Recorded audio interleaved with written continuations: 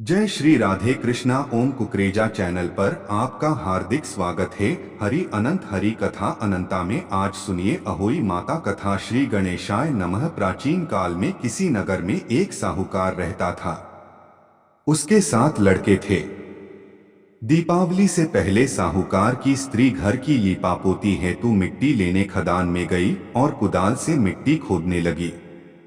दैवयोग से उसी जगह एक सेह की मांद थी।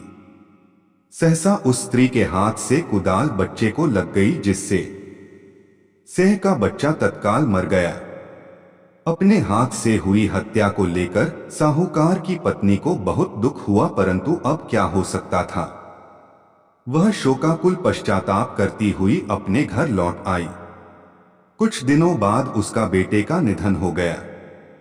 फिर अकस्मात दूसरा, तीसरा और इस प्रकार वर्ष भर में उसके सभी बेटे मर गए। महिला अत्यंत व्यथित रहने लगी।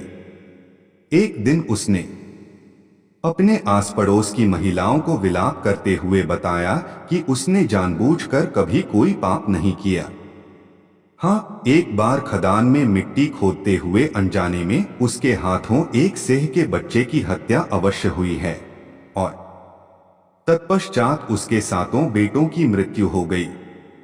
यह सुनकर पास पड़ोस की वृद्ध औरतों ने साहूकार की पत्नी को दिलासा देते हुए कहा कि यह बात बताकर तुमने जो पश्चाताप किया है उससे तुम्हारा आधा पाप नष्ट हो गया है। तुम उसी अष्टमी को भगवती माता की शरण लेकर सेह और सेह के बच्चों का चित्र बनाकर उनकी आराधना करो और क्षमा याचना करो। ईश्वर की कृपा से तुम्हारा पाप धुल जाएगा। साहूकार की पत्नी ने वृद्ध महिलाओं की बात मानकर कार्तिक मास की कृष्ण पक्ष की अष्टमी को उपवास व पूजा याचना की।